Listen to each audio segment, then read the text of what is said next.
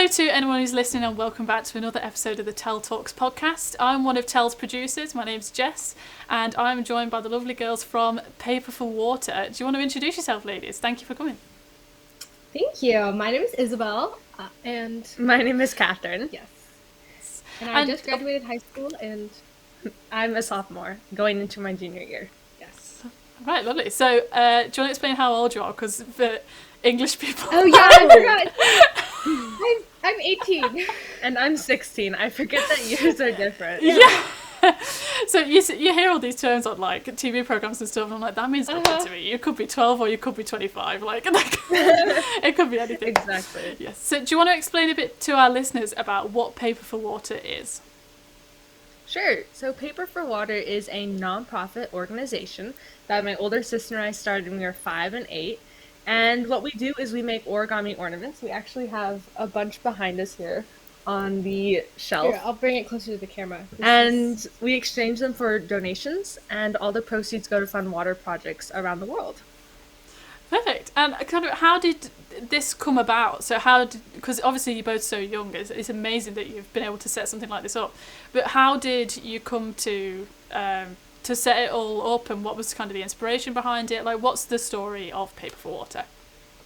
So our parents raised us to volunteer on a regular basis. We would go to soup kitchens and homeless shelters and go volunteer at a nursing home. And so I don't even remember not volunteering. And so Paper for Water is actually the third project we've done. It's just lasted the longest. The first two were really short, but my dad would make a craft with us, and then we would sell it at a local coffee shop, and we would donate the proceeds to a charity. And so we learned about the water crisis from a good friend of ours, and we had just learned how to fold origami, and we thought, oh, this is perfect. This is a perfect opportunity to do another project. It'll be 1 month long. We will just have some fun, do some good, and then move on to the next thing. No. Now it's been over 10 years and we're still going. So it's just kind of, the way we've lived our whole lives, and it's just been a continuation of the way our parents raised us. Oh, it's amazing. It's fantastic. And I was looking on your website as well. Do you want to talk a bit about the installations you've done, like with the butterflies in the mall and everything? Do you want to talk a bit about, like, did you get approached for that, or did you go to them and say, this is what we offer? Like, how did that happen? Yeah.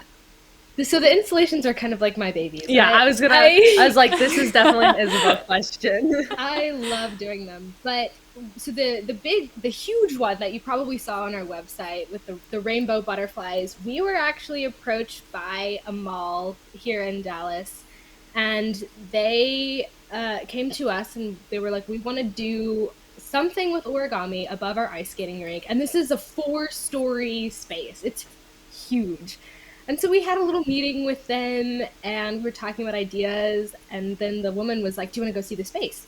So we walked down the mall, and we look at the huge space, and my mother was like, well, this isn't going to work. And I was like, yes. At that point, I was fabulous. Like, we need to walk out. There's no way. It was massive. It was like a huge ice skating rink, and then like floors leading. I was like, Mom, there's no way we can fill that. Yes, but my creativity goes beyond reason, and I said, we're definitely doing this. And we probably spent 4 or 5 months working on this project. It was 1,000 volunteer hours. We had no idea what we were doing. We had never done this before. We were just making it up as we went. But yeah, so that was kind of our first foray into installations, and then we did one at a local art museum. We do a lot of corporate stuff.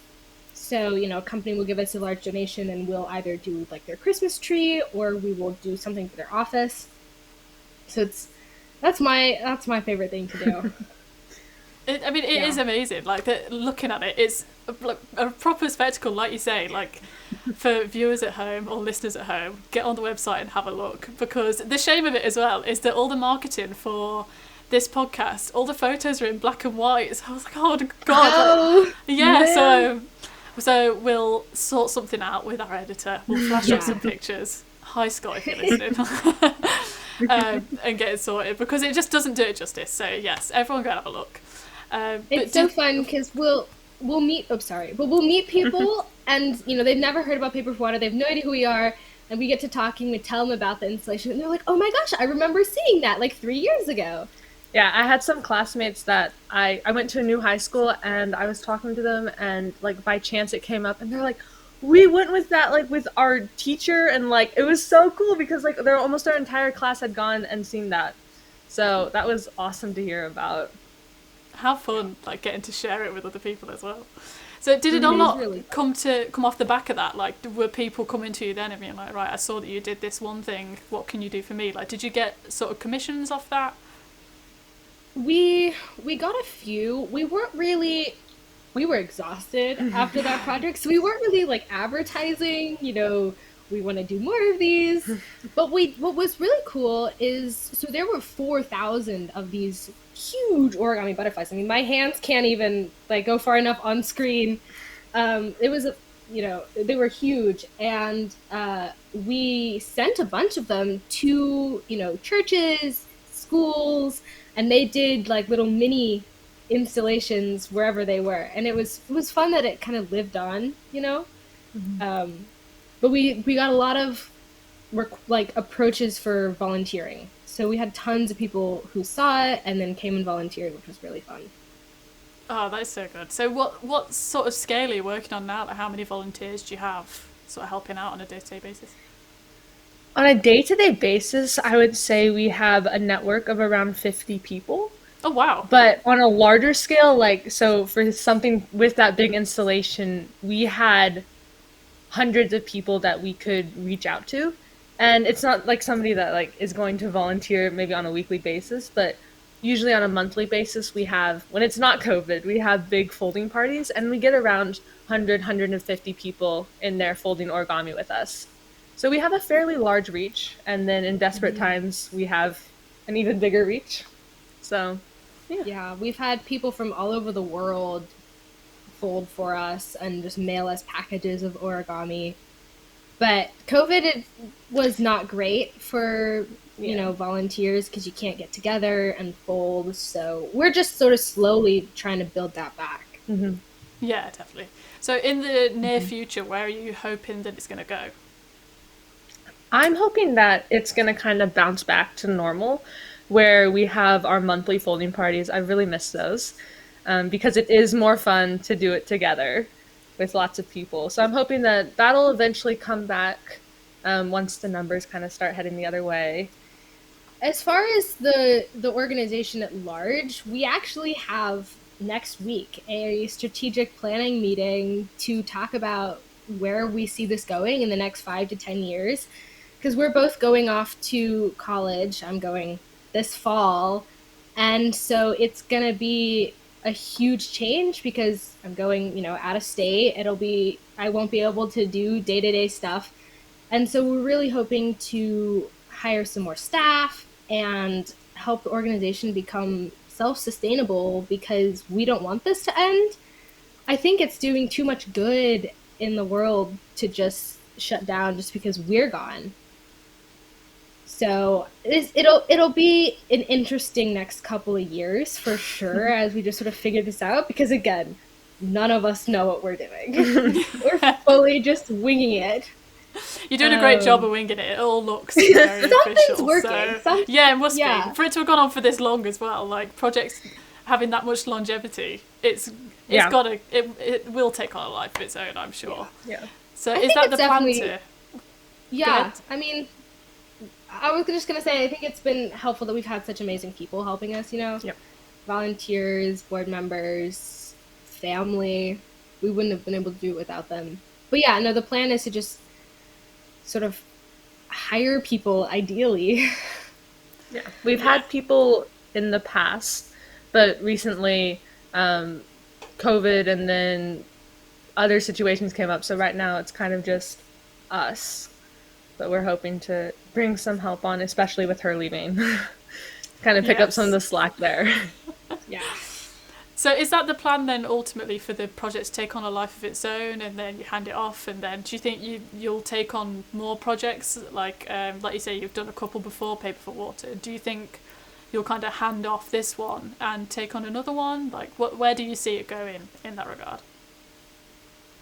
I think when we started high school, we both got a little bit, gave a little bit more responsibility to other people. So we've slowly started to step back, which is going to make the transition easier. But I think ultimately, I don't really foresee myself starting another project. I think Paper for Water has been and is what I'm most passionate about. And I don't foresee that at least changing in the near time future. So I think Yeah. always, staying involved, even if it's at a distance, helping to grow and further this project. And I think part of that is because as far as, charities go, clean water is like the basis of everything. There's no point in having a food nonprofit in an area if they don't have water, because, water is the most basic necessity. And so if you don't address that first, there's no point in doing anything else. So I think it's, I don't know if I want to work in nonprofit as a career, but I will definitely always be volunteering. And I think Paper for Water will be my main place that I volunteer. But I kind of don't think we're going to go and start another project. I don't know if I have it in me. Yeah, I was gonna say, it's... And I also think we got so lucky. Like, just all the stars aligned. Yeah. And it was just sort of a magical thing that it took off the way it did. And to repeat that... Well, we've talked to people and they're like, what would you say to someone starting their own organization, or how would you start another one? And we're like, honestly, I feel like it was just this crazy thing that snowballed out of control, and it wasn't planned. It certainly wasn't intentional. It was very impromptu in the moment. So I think it's, it's a pretty special thing that we have going on here. As far as nonprofits that we start, I think this is going to be it. Yeah. So was there a moment in the early stages then where you started to feel like, oh God, like something's really happening here? Like, was there a turning point that you can sort of pinpoint? There were definitely a couple. There was definitely a couple. I think the very first one was the first day of doing this. Originally, it was a 1-month project, and over that 1-month time period, we were planning on raising $500 to $1,000. And then the first day that we took donations, we raised almost $800. Oh, wow. And so overachieving our goal on the first day, I think that was like a big, wow, like this might be something that we can, actually raise a lot of money with and take somewhere. And then I think the next one was... So the second one was right after that. We got approached by a local company who offered to have a matching donation. So, they said, whatever you raise, we'll match that. And that was huge. We ended up, because of that, we were able to fund an entire water project, which was definitely not what we had set out to do. But we were able to achieve that and actually overfund it. So then we were like, well, we have more money, let's do another one. And so then that's kind of how it continued from there. And then about a year later, I set a wholly unreasonable goal. She was crazy again. Of wanting to raise $50,000 in about 4 months. And up till then, for basically a year, we'd only raised about $10,000. And my parents were like, "You're insane." I thought she was insane. I thought she was a little crazy. But we did, and we had gotten another matching donation, so we ended up raising $100,000 in those 4 months. And that was definitely a moment of... That was crazy. This is something special. This is, we're doing so much more than we ever anticipated. We have so many more people involved. And the realization that, other people care about this just as much as we do. Our volunteers they are just so involved and so caring. And, this is just as much their project as it is ours. We're the faces, and we're the ones who go on TV, but they're the ones who are, making it happen. And so that was definitely a special moment of, wow. definitely when we got our first volunteers, it was like a big aha moment because up until then, it had just been our family. We had been working away because on average, each ornament takes about an hour to make.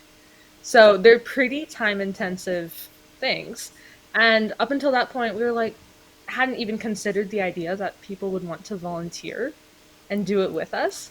So I think for me, that was the biggest turning point. Like understanding that it didn't have to just be us and we could rope other people in who cared about it just as much as us. Yeah, definitely. It's so good that it's took off like that as well. Is it? It must be weird then having staff. Like obviously it started just you two, and now you're in the position where it's like we employ people. It's so funny. Yeah, we've had a couple people rotate through, but one time we were like kind of directing an interview with a couple candidates, and this person came in and they were directing a lot of their answers towards my parents because my parents were in there, we were in there, we had another person in there. And at some point my parents were like, you know, direct your answers towards the people you're really going to be taking direction from and who you're working for, which was, I thought that was really funny. But it's kind of cool to get that experience because I know that a lot of kids, you know, running a board meeting, running a meeting, giving presentations, speeches, stuff like that, and also going through the hiring process is an invaluable experience, I think. And it is funny though, because obviously all of our employees are adults. Like I just went to one of our employees' wedding. She's just getting married, and I'm like, you know, 18 over here, God, but also like, your boss. It can be kind of weird, but it's so fun too because we obviously very intentionally hire people who are like good with kids and like okay with like a teenager being like, you know, here's what we're doing. And so we've really had very few problems with, you know, close volunteers and employees being like, this is weird. So but it's been an experience to say the least. For sure. So would you say it's been sort of, I mean, being two young women starting this whole thing and suddenly being like CEOs and stuff, would you say it has been sort of overwhelmingly positive or? Yeah. I'd say for sure it's been incredibly empowering.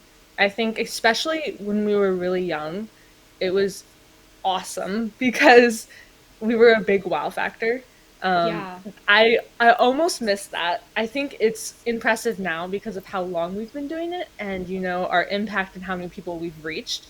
But it used to be impressive because of how young we were. And it was super cool to, you know, be a 6-year-old speaking at the United Nations in front of a big crowd or something, you know, something like that. One of the many things we did.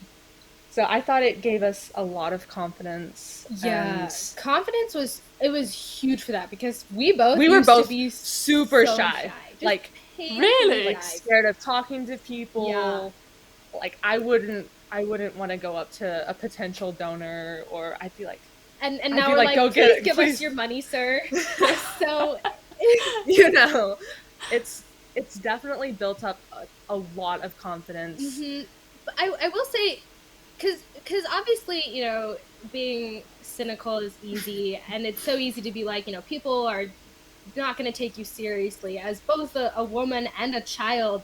But I think we got lucky because in the beginning, it was like, oh my gosh, you're so cute. I want to talk to you because you're an adorable child doing something impressive.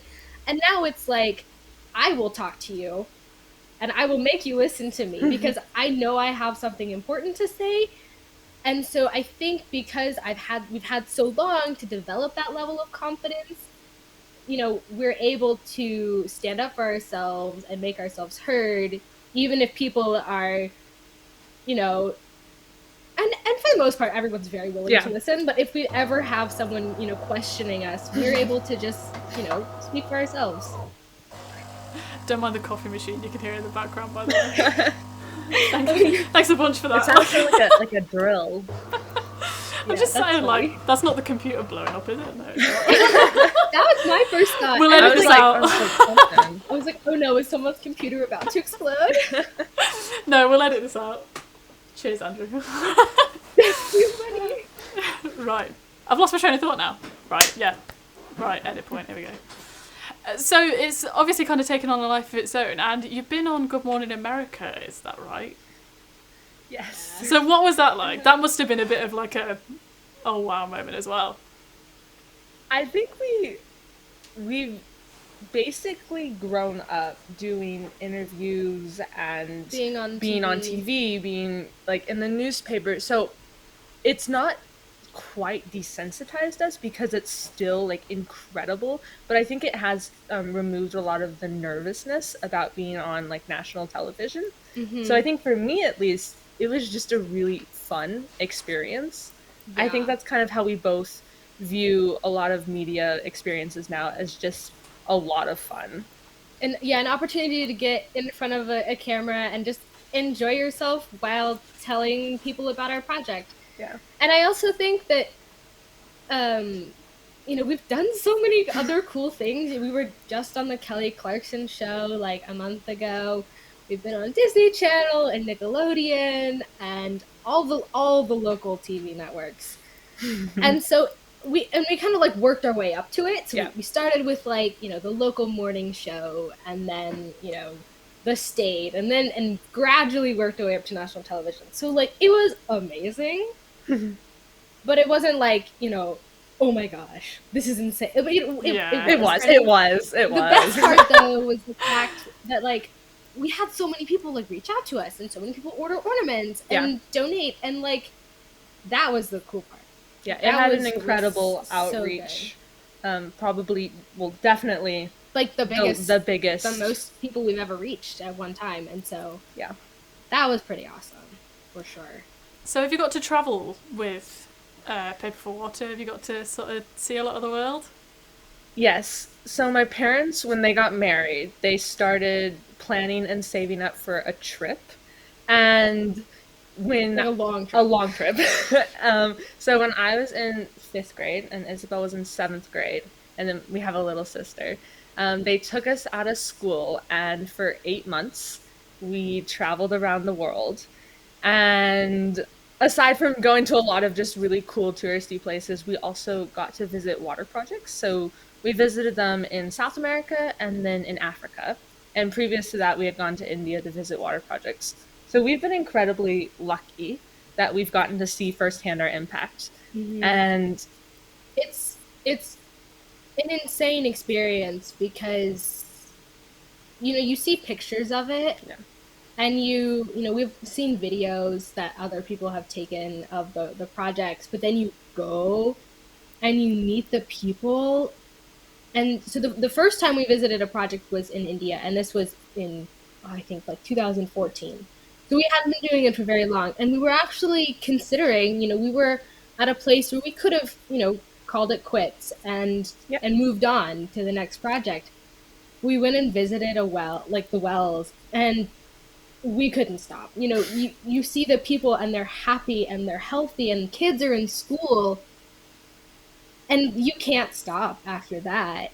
You have to keep going because you want everyone else to have that same resource and the opportunity to get an education. And it is truly life-changing to see that in person. So having seen so much of the world, is there anywhere that sticks out at you? Like if you had to choose one of these places to live, where would you pick? Oh, that's a new question. Usually it's a favorite place. I thought about it, but no, where are you going to put down roots? Yeah. Oh, I have to think about that. So I have a couple of places, and they're not places that we've done wells. They're places we've just gone for vacation. That's fine. I accept that as an answer. Yeah. So top choice is probably Japan. Because we actually, so the reason we do origami is because we're quarter Japanese. My dad's half Japanese, and so our grandma, who is from Japan, is the one that taught my dad, who then taught us. So we have tons of family over there. So we go when it's not COVID, usually like every other year, to go visit family. And so I would live there, 100%. And then the other place that I would love to live is South Africa. Oh, I was gonna say that. She stole it. Now I have to think of something else. You can say the same answer. That's fine. Yeah, it's just beautiful. It's stunningly beautiful. The food is great. The people are great. Speak English. That's a big plus. Yeah. Neither of us really are good on the foreign language. We've front. tried. We spent almost 3 months in South America, and Picked up a lot of Spanish. she did. I didn't. I've also taken Spanish in school, and I'm still. It's bad. I'm just like I can't. We went to like a very old-fashioned school when we were younger. Yeah. And the only language they taught was Latin. So we know Latin. No way! But Latin's useless anyway. Like that's an obsolete language. What is the Yeah, and they said, it'll help you learn Spanish and all the Romance languages, but here I am completely struggling in school Spanish. So, Oh, we got the option definitely Spanish or French. So Yeah. I think if I was gonna learn a language, I would love to learn German. Really? I don't know why? That sounds. I don't know why. No. I don't know why. But like, I'm in choir, and we sing a lot in German, and it's so fun. Like, it's difficult because the pronunciation's strange, but it's so fun. I don't know why, but I love it. I'd probably go with Italian because it's like almost like Spanish, but it sounds cooler. Yeah, like the cousin of Spanish. Yeah. Exactly. Yeah. Do you speak any foreign languages? I grew up speaking a bit of Spanish. I have no Spanish heritage or anything, but my dad speaks Spanish, French, and German. Oh my gosh! Yeah, wow. and I studied Spanish at school. Not like fluently, but he works out there, so like enough to get by. And if we went on holidays to like France or Spain or anything, he would say to the people, because of course they must see like English tourists all the time, and they would speak in English to us, and my dad would be like, no, speak to me in Spanish or French. So then I'd get home from school and he'd be like, we're speaking in Spanish tonight, and I'd be like, for God's sake, I just want to eat and go to bed, and then so that's how that turned out. But the other question that we always ask people at the end of the podcast is, in a film about your life, who would play you? Oh no. Oh gosh. So when I was young, my hair was huge and so frizzy. True. And all my friends would call me Hermione because I also loved Harry Potter. So that's so rude. Emma, well, she's so smart, so I wasn't offended. Oh yeah, actually, yeah, Right? take that, yeah. True. So Emma Watson. Just for that. Just for that connection. Okay, well, she Good had shout. an answer ready. I don't. I fully just made that up on the spot. Well, But you yeah. had context. Yeah. I don't really have any context to go off of here. Oh, you can just pick someone you like. Go, be fully Keira narcissistic. Knightley. That's good. Yeah, I think Keira Knightley would that could play work. Catherine. That could work. Well, Yeah. I We'll go with interviewed, that. We'll go with that. I interviewed Gitta Johansson. She made a very good point that you either have to be a little bit conceited and pick someone who's really good looking, or a little bit self-deprecating. So there's no in between. So you may as well just fully go for it and just pick a really Might as good well looking. full sun. Yeah. Yes, yeah. So there. Kind of at the end of the recording now, but the end of the recording, I can't say that. We'll cut that out. So we're kind of at the end of the episode now. So I know you guys wanted to talk about the book that you guys have written. Do you want to tell people who are listening / watching a bit about that? Yeah, so, last year when we were at home, because we couldn't go to school, we took that opportunity to write a book about essentially the past 10 years. I have a copy right here, so this is what it looks like.